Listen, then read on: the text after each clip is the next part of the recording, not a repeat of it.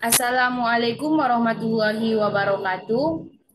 Perkenalkan, nama saya Maya Sari Siagian dan rekan saya Salsa Amanda Putri dengan NIM 210531182. Baiklah, di sini kami akan memainkan peran sebagai penginterview dan yang diinterview. Saya sendiri yang berperan sebagai penginterview dan rekan saya sebagai diinterview mengenai perusahaan asuransi.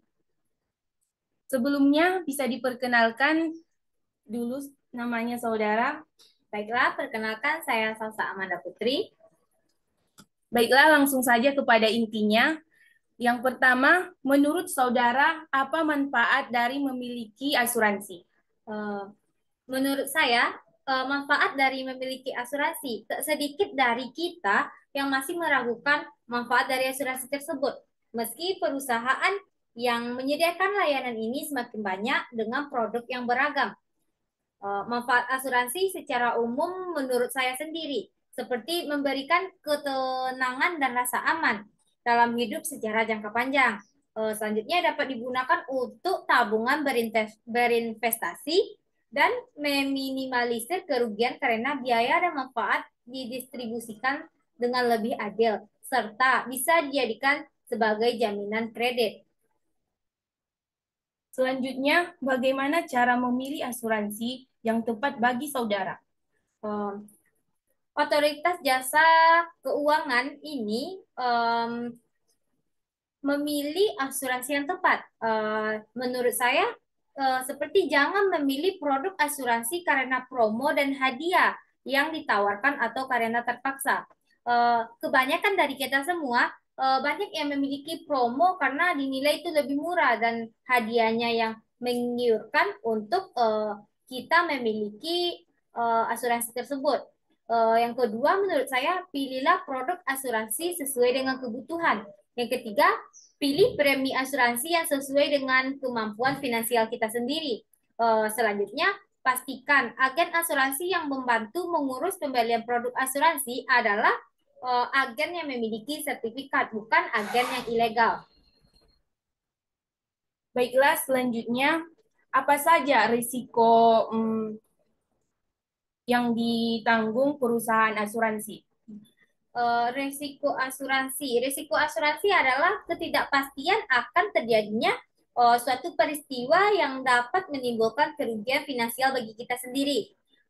Bentuk-bentuk risiko menurut saya yaitu adanya risiko murni, risiko partikular, atau risiko fundamental.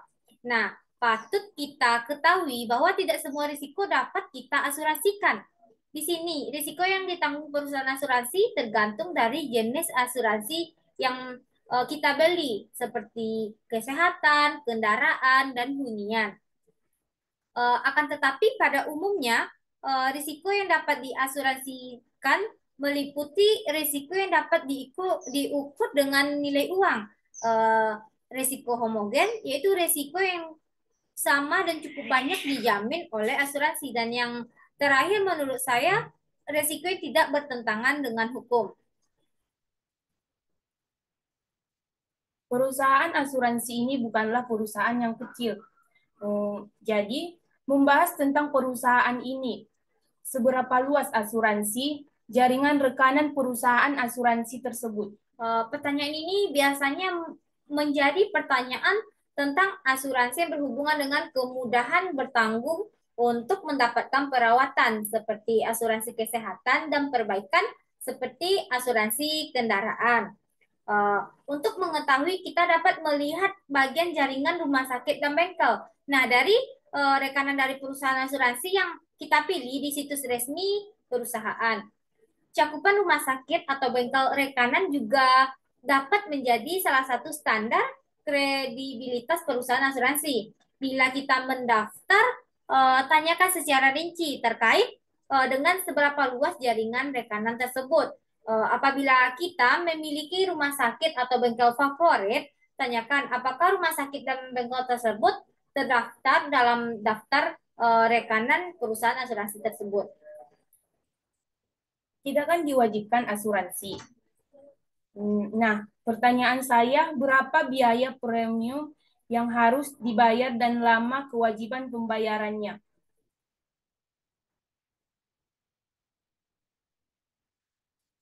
Em, ini juga merupakan pertanyaan tentang asuransi yang wajib kita ajukan karena kita jangan membeli produk asuransi yang harga preminya lebih dari kemampuan finansial kita sendiri.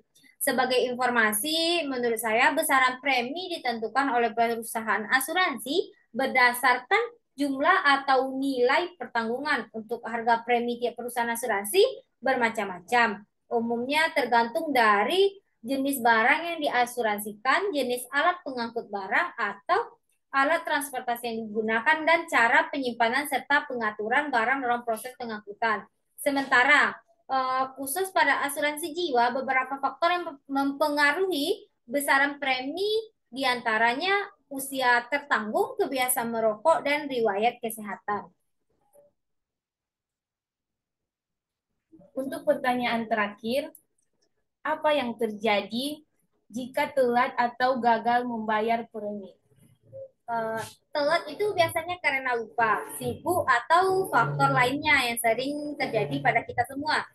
Jika ini yang sedang kita alami, cek kembali aturan pembayaran premi yang tertera pada polis. Secara umum, pembayaran premi yang terlambat dapat menyebabkan status kepesertaan kita akan ditangguhkan untuk sementara waktu sampai kita membayar premi yang telah disepakati sebelumnya. Yang kedua, terus-menerus telat bayar premi dan tak kunjung membayarnya, kemungkinan adalah status kepesertaan kita akan dinonaktifkan dan kita bisa dikenakan denda. Akan tetapi ini tergantung dari perusahaan asuransi yang kita pilih karena tidak semua perusahaan menerapkan denda. Yang terakhir, nilai investasinya tidak berkembang. Baiklah, terima kasih kepada Saudara Amanda Putri yang telah bersedia untuk saya wawancarai. Mungkin cukup sekian wawancara kami. Assalamualaikum warahmatullahi wabarakatuh.